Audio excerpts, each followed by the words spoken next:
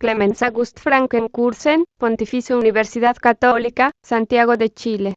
La cercanía espiritual de Gertrude von Lefort con Edith Stein y Teresa de Ávila.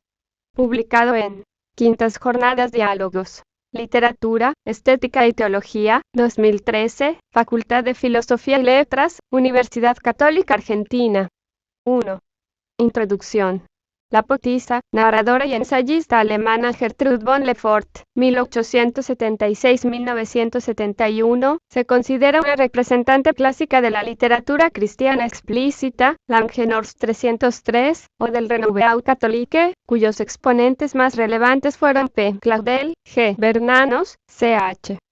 Peggy, S. Willief, Mauriac en Francia, G. K. Chesterton, G. Greene, A. Cronin, C.S. Lewis y T. R. Tolkien en Inglaterra, y Reinhold Schneider y Gertrude von Lefort en Alemania. Según la gran mayoría de los críticos literarios y expertos en el diálogo entre teología y literatura como, por ejemplo, el teólogo alemán Georg Langenhorst, la obra literaria lefortiana pertenece a una generación de autores que idealizan una realidad eclesial antes del Concilio Vaticano II, Langenhorst 303. En el caso específico de Gertrude von Lefort, Langenhorst, compárese 318, crítica, concretamente, en lo formal, un estilo narrativo a menudo pasado de moda, una manera narrativa demasiado historizante, un lenguaje litúrgico ígnico y la falta de reflexión en torno a las exigencias estéticas del presente. En lo temático, constata una gran ambivalencia. Primero, entre una imagen transfiguradora y glorificadora de la Iglesia por un lado, y una gran sensibilidad por una actitud ecuménica hacia otras iglesias cristianas y el judaísmo por otro lado. Segundo, entre un reconocimiento del rol de la mujer que la convierte hasta en una precursora del movimiento feminista por un lado, y la fijación de una imagen conservadora de la mujer por otro lado. Tercero, Langenhorst rechaza rotundamente un, según él, teológicamente pasado concepto de expiación y sustitución vicaria. Ahora bien, la crítica formal de Langenhorst tiene cierta razón y vale, ante todo, para sus himnos a la Iglesia de 1924, e himnos a Alemania de 1932, y también para algunas narraciones cortas y historizantes que Lefort, como miembro de la emigración interior durante la dictadura nazi, tiende a vestir problemas presentes con ropa histórica.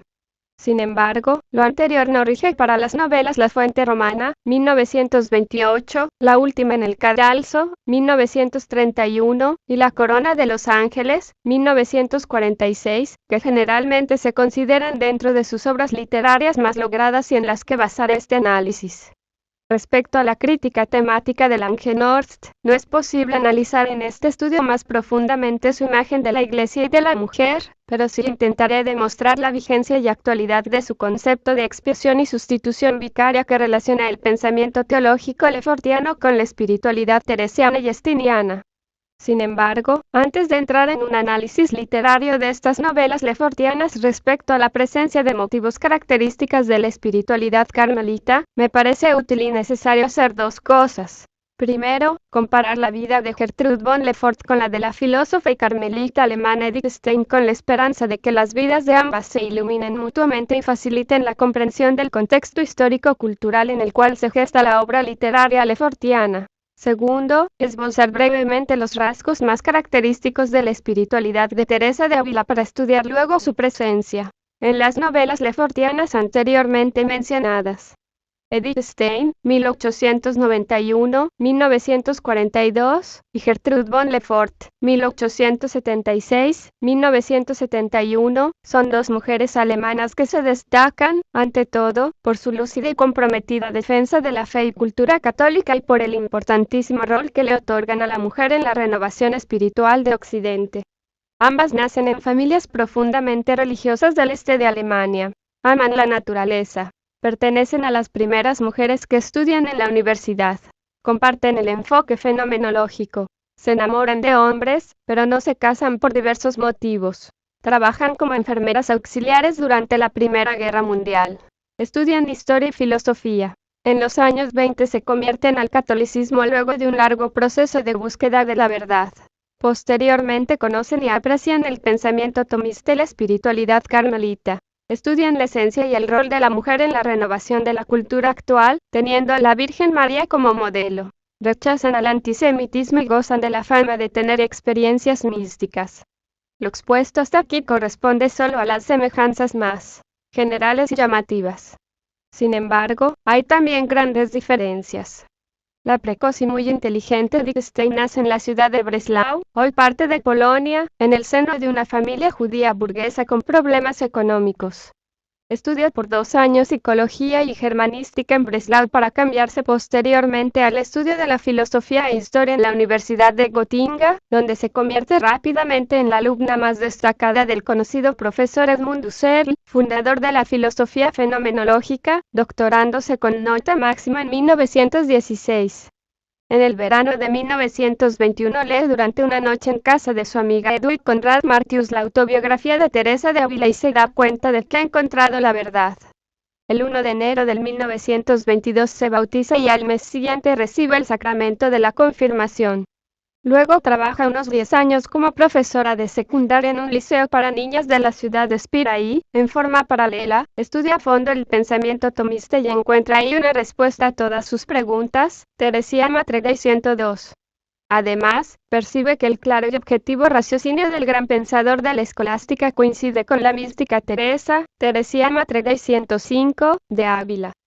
A fines de los años 20 y a comienzos de los años 30, escribe varios artículos y da conferencias, ante todo, sobre la educación de las niñas y la esencia y el rol de la mujer en la familia, la sociedad y la iglesia. En 1933, le prohíben seguir enseñando por ser de origen judío e ingresa al Carmelo de Colonia, en el cual escribe su obra filosófica teológica máxima sobre el ser finito y ser eterno y las meditaciones ya más místicas sobre San Juan de la Cruz. En julio de 1942, es tomada presa en el monasterio carmelita holandés al cual había huido, y es llevada al campo de concentración de Auschwitz donde es asesinada el día 9 de agosto, no antes de asumir la cruz que cargaba sobre el pueblo judío, Teresiana Matregay 168, y ofrecer su vida en forma vicaria. Mientras que en la primera etapa de su vida, que dura hasta su conversión, ella misma resuelve todos sus pasos en forma decidida, rápida e independiente. Luego de la conversión, Dios la guía mostrándole sus caminos misteriosos y transformándola paulatinamente, según Karl Rahner, en una santa inteligente, citado en Herl, 1989. 5, que solo quiere cumplir la sagrada voluntad de Dios. La vida de la 15 años mayor Gertrude von Lefort transcurre más tranquila, protegida y con transformaciones más paulatinas. Nacida en el seno de una familia perteneciente a la baja aristocrática prusiana protestante, crece en el campo de Mecklemburgo al norte de Berlín, guiada y educada en su castillo natal por sus piadosos e instruidos padres, ante todo, en la Biblia, la poesía e historia. Ellos permiten que su hija tempranamente componga poemas y dramas como entretención. Luego de la muerte de su padre en 1902, hace muchos viajes con su madre, entre otros a Roma donde le impacta profundamente el encuentro con el Papa Pío X en cuyo rostro cree encontrarse con el reflejo de la santidad. Desde 1908, toma como oyente, durante unos 10 años, cursos de teología, filosofía, historia y arte en la Universidad de Heidelberg, convirtiéndose en alumna del conocido filósofo protestante Ernst Troeltsch que mostraba cierta apertura ecuménica. Este último parece haber sido también el único amor de su vida, cuyo estado civil de casado le impedía cualquier acercamiento. Recién en 1926, en Roma y, a diferencia de la joven Edith Stein sin haber perdido nunca la fe, entró oficialmente a la Iglesia Católica percibiendo su conversión no como un quiebre abrupto con la Iglesia luterana, sino más bien como una experiencia de la unidad de la fe, como un volver al seno de la Iglesia Madre, Lefort, 1958. 89, que acoge y guarda la fe de las iglesias de la Reforma. Igual que Dickstein, conoce pronto al famoso jesuita Richard Siwara, quien le recomienda el pensamiento tomista y la espiritualidad carmelita. Recién a esta altura de su vida, es decir, con casi 50 años, y animada, además, por una crítica literaria muy positiva a sus himnos a la Iglesia de parte de nada menos que Paul Claudel, a quien ella apreciaba como el poeta más importante de su tiempo, concibe la creación literaria definitivamente como su tarea e, incluso, como su misión a la cual se dedicará en adelante con mucho esmero y espíritu de sacrificio.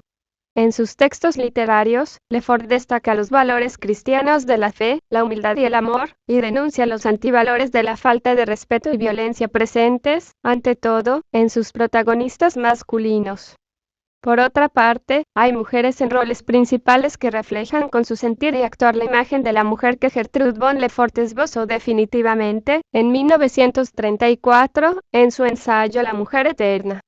Publicación tan difundida en el ámbito cultural católico que, a comienzos de los 60, recibió ya su 24ª edición como obra representativa de la era de la literatura cristiana que pierde vigencia, según la opinión casi unánime de los críticos literarios, a mediados de los 60, cuando se produce un cambio en el paradigma cultural a nivel mundial.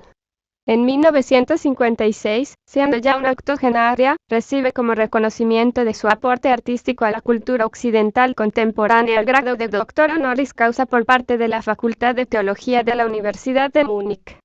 El día de Todos los Santos de 1971, muere Gertrude von Lefort en la pequeña ciudad bávara de Oberstdorf. Ella fue una mujer inteligente que, aunque no lograba el grado destacadísimo de profundidad y sistematización filosófica y teológica de Wittgenstein, sí poseía una excepcional capacidad para comprender las cosas intuitivamente, lo que Wittgenstein descubría, ante todo, racionalmente. Lamento mucho no poder referirme más detalladamente a la semejanza y diferencia del enfoque fenomenológico en ambas mujeres.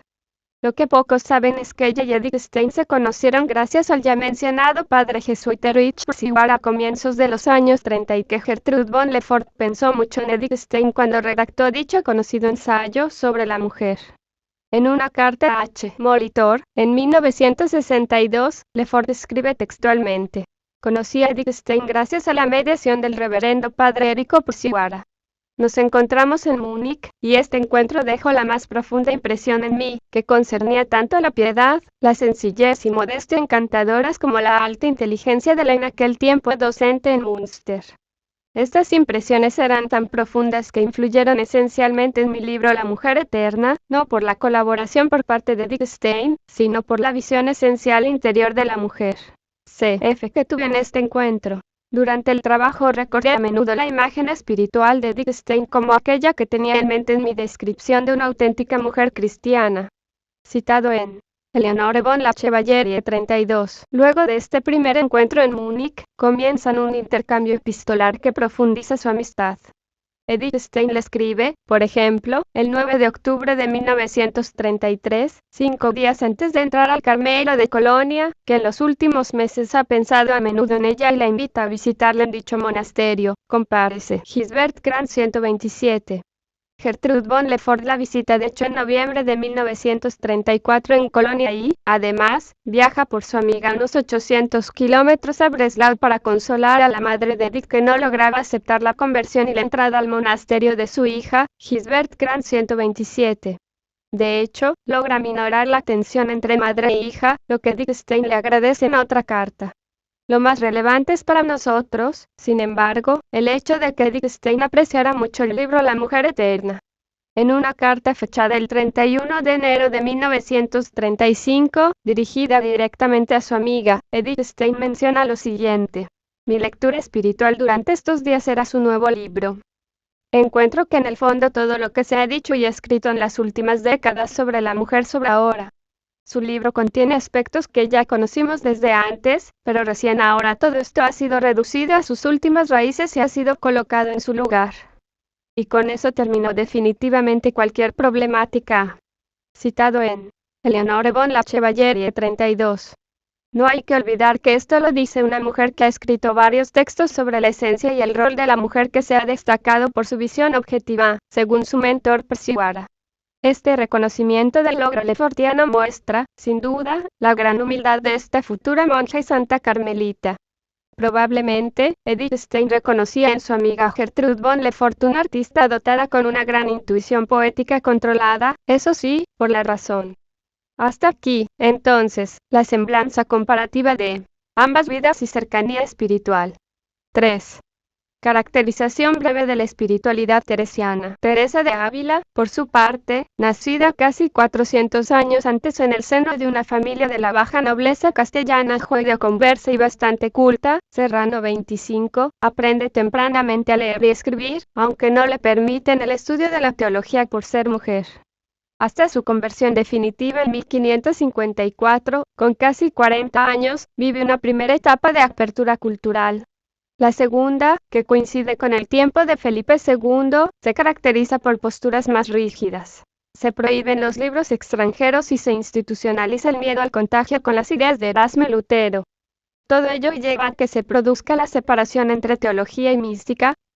Para Teresa es una etapa de fecundidad espiritual, literaria y fundacional.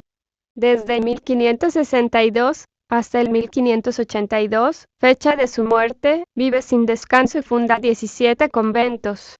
Además, con Juan de la Cruz, en 1568, se inicia el primer monasterio de carmelitas descalzas. Aunque la Inquisición persigue su reforma, no llega a desaparecer, ya que en 1580 el Papa Gregorio XIII concede a los descalzos una provincia separada. Serrano 26. Un cuarto siglo después, en 1614, Teresa es beatificada y, en 1622, canonizada. El Papa Pablo VI, en 1970, la nombra doctora de la Iglesia Universal, siendo ella la primera mujer que goza de dicho honor. Según los estudios teresianos del conocido especialista español Tomás Álvarez, Pablo VI se basa, ante todo, en las siguientes tres afirmaciones. 1. Teresa de Jesús es una maestra con mensaje cristiano perenne e influyó en la espiritualidad de la Iglesia. 2. Su doctrina es actual y tiene alcances universales. 3. Se basa en razones teológicas de primera importancia, 684. Según esta monja carmelita, en Cristo se revela el hombre pleno y los elementos doctrinales esenciales son Dios y el alma, y la relación que culmina en la unión transformante. El centro es el misterio trinitario que habita el alma, Serrano 29. El hombre es capaz de Dios, creado a su imagen y semejanza, es castillo abierto a otros castillos y desplegado hacia el interior, desde cuya última morada se da la apertura a la trascendencia. Serrano 33. También Ciro García, otro conocido especialista en los estudios teresianos, recalca la presencia de Dios en el alma y agrega, por su parte, los elementos teológicos de la predestinación divina, García 34, la veneración a la Virgen como madre, patrona, señora y modelo, García 46, y, especialmente, el triunfo de la gracia divina en el hombre débil que a pesar de ser un pobre pecador es capaz de dar una respuesta al llamado divino y de entregarse plenamente al Señor. Compárese. García 36, 37. El teólogo alemán y actual cardenal Walter Casper confirma esta apreciación calificando a Teresa de Ávila como santa moderna que luego de su conversión se entrega por entero a Dios. Compárese. Casper 59, entendiendo al alma humana como un castillo y dando especial énfasis en la experiencia interior de Dios, la que culmina en una unión mística con Cristo, a la cual todos los cristianos estamos llamados. Nosotros estamos en Cristo y Él está en nosotros. Mística cristiana es entonces nada más que la realización experimental de la realidad bautismal. Pues a través del bautismo estamos todos incorporados en la vida, muerte y resurrección de Jesucristo. Casper 65. En la mística teresiana se trata, según Casper, de una intensa forma de conversación con Dios, de una amistad en la oración que Teresa entiende como ejercicio de aprendizaje en hacer la voluntad de Dios, de una comunión de amor entre yo y tú, una unión de voluntades, una entrega total que significa la misión de cumplir la voluntad divina. Compárese. Casper 66. De acuerdo con Alois Sayas, es un hecho muy conocido que el místico tiende a la expresión poética si quiere dar testimonio de su experiencia de unión con Dios. A 154. Por eso, al igual que lo hace Walter Casper en su artículo sobre Teresa de Ávila, llegó el momento de leer, por lo menos, una estrofa del poema teresiano Vuestra soy, para vos nací, dado que ella expresa allí, en forma artística y lograda, el centro de su espiritualidad, es decir, la entrega total a Dios. Vuestra soy, para vos nací, ¿qué mandáis hacer de mí? Dadme riqueza o pobreza, dad consuelo o desconsuelo, dadme alegría o tristeza, dadme infierno, dadme cielo, vida dulce, sol sin velo, pues del todo me rendí. ¿Qué mandáis hacer de mí? Teresa de Ávila 10, 11, 4. La entrega total a la voluntad divina en la novela La última en el cadalso. Justamente esta parte del poema teresiano cita Gertrude von Lefort en su novela corta La última en el cadalso de 1931. Según Lilian Calm, la obra le fue inspirada al autor en un momento muy especial.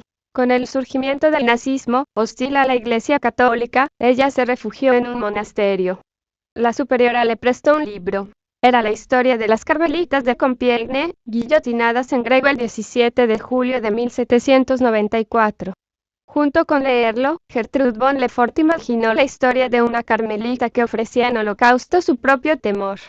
9. Lefort, en sus Memorias Aufzeichnungen und Erinnerungen, Notas y Memorias, confirma su espíritu teresiano al decirnos que las carmelitas de Compiègne encarnan la absoluta y ante nada temerosa disposición total a la cada vez más velada voluntad divina, citada en Doppler 260, y, en forma vicaria, dan testimonio, según el crítico alemán Alfred Doppler, de la capacidad de entrega, amor y sufrimiento del alma femenina. La mujer obedece a la voluntad de Dios y compensa así la infertilidad y rabia destructiva de una época virilizada. Un mundo desequilibrado se equilibra nuevamente gracias al sacrificio de la mujer, gracias al sacrificio de la obediencia y del amor puro. El Beni Creator de las carmelitas condenadas a muerte suspende el tiempo y el caos. De hecho, según el narrador de los acontecimientos revolucionarios, CF, el régimen del terror se derrumba 10 días después. Doppler 260. Teniendo en cuenta esta gran misión de la mujer, no sorprende para nada el hecho de que en esta novela corta sobre la Revolución Francesa y de la angustia mortal de una época que toca su fin, la última, 19, están 4 figuras femeninas en el centro, que se distinguen, ante todo, por su actitud diferente hacia la voluntad divina. En primer lugar, está Madame de Chalais, la excelente institutriz de la extremadamente miedosa niña Blanca de la Force, a quien el pavor de su madre había en cierta manera arrojado antes del tiempo a la luz del mundo, y quien no parece haber absorbido otro veneno que ese mismo pavor, la última, 22, 23. Madame de Chalais cree que la vida se puede asegurar mediante la oración y por toda clase de pequeños actos de amor, de homenaje y de obediencia que ella y Blanca ofrecieran al Rey Niño, la última, 26, confiando en que el poder divino de Jesucristo no les iba a defraudar. Madame de Chalais evita todas las preguntas incómodas y embarazosas y Blanca tiene a veces la sensación de verlas rebotar en las barbas de su corsé demasiado ajustado, la última, 27. La poca consistencia y solidez de la religiosidad de esta institutriz se revela, sin embargo, claramente cuando los funcionarios de la seguridad pública desaparecen de repente y ella huye de la revolución, alcanza a llegar al extranjero y muere poco después de forma natural. En segundo lugar, está la maestra de novicias, la hermana María de la Encarnación, que entró al convento carmelita de la Compiègne con la dispensa episcopal de los niños nacidos fuera de matrimonio, dado que pasa por ser hija de un príncipe real de Francia. Esta bella, aristocrática, pero demasiado altiva y voluntariosa mujer se sintió presa repentinamente del deseo ardoroso de expiar los pecados de la corte a los cuales debía su nacimiento, la última, 37. Ella logra que todo el convento carmelita haga un voto de martirio 2 años antes de la condena efectiva a ser decapitadas. Sin embargo, 2 años más tarde, la providencia divina procura que ella no esté presente en el momento del arresto efectivo de las hermanas carmelitas y Dios le pide el sacrificio del sacrificio, es decir, la renuncia al glorioso martirio por el rey y la Iglesia de Francia que anhelaba tanto. Así María de la Encarnación comienza valientemente su camino del valor a la humildad, aceptando ahora en adelante su destino de una vida desapercibida y silenciosa, compárese Doppler 259. En tercer lugar, está la priora del convento de las Carmelitas, la reverenda Madre Lidoine, que, a diferencia de María de la Encarnación, no busca afanosamente el martirio y muestra mucha comprensión por la miedosa y tan delicada novicia Blanca de la Force, a la cual acepta finalmente en su comunidad, convencida de su vocación y en la esperanza que sería una digna hija de Santa Teresa, la última, 32. Como gran conocedora y conductora de almas, la última, 38, la reverenda Madre Lidoine vive y actúa con extrema modestia, abierta a lo natural como a lo sobrenatural y, aceptando en cada momento lo que Dios ha dispuesto, compárese Doppler 260. Finalmente, en cuarto lugar, está Blanca, la imagen opuesta de María de la Encarnación, a través de la cual Gertrude von Lefort nos revela que el miedo no es siempre y necesariamente un escándalo. Ya sabemos que sufre desde su nacimiento de un pavor extremo. Por su temor al miedo huye con 16 años al Carmelo de Compiègne y descubre con el tiempo el sentido religioso de su problema, comprendiéndose a sí misma como un signo vivo del sufrimiento y de la agonía de Jesús y asumiendo fielmente la cruz del miedo. Cuando se acerca la hora del martirio, el miedo a la muerte la asusta muchísimo y ella huye desesperadamente del convento. Sin embargo, se esconde entre la multitud y observa cómo sus 17 hermanas carmelitas del convento de Compiègne subían una tras otra al cadalso cantando el Veni Creator, y se produce, según el narrador, no la victoria de una heroína, sino el milagro en la debilidad, y Blanca sube como última hermana al cadalso cantando con su voz infantil, delgada y débil, sin el menor temblor, no, con la alegría de un pajarillo. Cantaba enteramente sola, en la vasta, sangrienta y terrible plaza de la Revolución, llevando hasta el fin el Veni Creator de sus hermanas. La última, 117. De esta forma estremecedora, Dios transforma el miedo a la muerte de Blanca en disposición a la muerte y se cumple la palabra de San Pablo: te basta mi gracia, pues la fuerza de Dios llega a su plenitud en la debilidad humana. 2 Corintios 12, 9. 5. Conclusiones. Queda, así, confirmada la cercanía espiritual lefortiana a los ejes temáticos teresianos más relevantes, y la autora, según el teólogo alemán Kunitsch, revela tanto en Blanca como en María de la Encarnación la misma actitud mística: el partir con la voluntad humana propia y la posterior conformidad con la voluntad divina. 181. De este modo, se confirma también la expresión de otro teólogo alemán, Eugen Visser, probablemente el conocedor más profundo de la obra literaria lefortiana, quien señala que Lefort agradece su iniciación poética a una experiencia casi mística y que sus experiencias intuitivas místicas, Visser 654, que revelan incluso, según Paul Claudel, citado en Sánchez 401, plenitud mística, la acercan a autores como Agustín, Cusano, a Pascal y Sologgefi, sin duda, me atrevería a afirmar, también a Teresa de Ávila.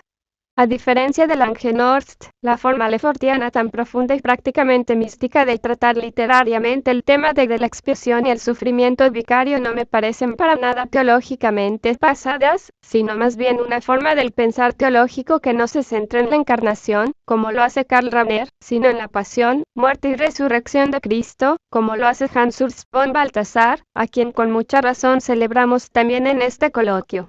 6. Bibliografía. Álvarez, Tomás. Estudios Teresianos I. Biografía e Historia. Burgos. Monte Carmelo, 1995. Avenatti, Cecilia. Caminos de Espíritu y Fuego. Mística, Estética y Poesía. Buenos Aires. Agape Libros, 2011. Visser, Eugen. Der Geheimnis. Menschunde nach Gertrud von Lefort. Sum 100. Geburtstag der Dichterin. Stimmen der Zeit, 194, 1976. 651, 667. Calm, Lilian. Prólogo. Gertrude von Lefort. La última en el cadalso. Trad. A. Santiago de Chile. Andrés Bello, 1997. 5:11. Doppler, Alfred. Zweimal begnadete Angst. Die letzte Amtsschaft, Dialoge der Karmeliterinnen. García, Ciro. Santa Teresa de Jesús. Nuevas claves de lectura. Burgos. Monte Carmelo, 1988. Herl, Ana Bárbara. Einleitungen. H. B. Herl, ed. Keine Frau ist Hanur Frau. Texte sur Frau en Frage. Friburgo, Alemania. Herder, 1989. Grenzmann, Wilhelm. Gertrud von Lefort. Der christliche Kosmos. Dichtung und Glaube. Probleme und Gestalten der deutschen Gegenwartsliteratur. 5 Taez. Frankfurter del Meno. Atenum, 1964. 327, 354. Ayas, Alois. Mystical Sausage. Erfahrungs, Denk, und Reformen christlicher Mystik. Frankfurter del Meno. Surkamp, 1996. Casper, Walter. Teresa von Avila Sendung und Geistlicher Auftrag. Göttingen. Teresa von Avila Ute. Por Waltraud der Street, ed. Friburgo. Herder, 1982. 56-77. Kranz, Gisbert, ed. Gertrud von Lefort. Leben und Working Daten, Bildern und Zeugnissen. Frankfurter del Meno. Incel, 1976. Kunist, Hermann. Mystische Heiligkeit wel Gertrud von Lefort und Reinhold Schneider. Kleine Schriften, por H.K. Berlin. Dunkler y Humboldt, 1968. 177, 186. La Chevalier, Eleonore de Comp. Gertrud von Lefort. Wurzburgo. 1983. Langenhorst, Georg. Gertrud von Lefort Utelesen. Trierer Theologische Zeitschrift. 115, 2006, 4. 303, 318.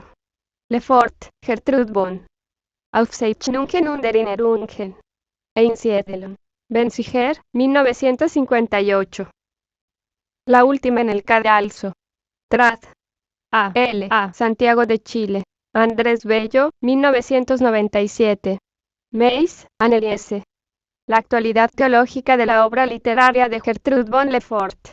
Revelación velada para un mundo falto de cobijo. 1. Teología y vida. 38, 1997. 216, 227. Sánchez, María Jesús. Gertrud von Lefort, la última del cadalso. Anuario de Estudios Filológicos, 22, 1999. 395, 402. Santa Teresa de Jesús / San Juan de la Cruz. Poesía religiosa. Santiago de Chile. Ercilla, 1984. Serrano, Agustina. Una propuesta de antropología teológica en el castillo interior de Santa Teresa. Ávila. Diputación de Ávila, 2011. Teresia Matre Dei. Edith Stein.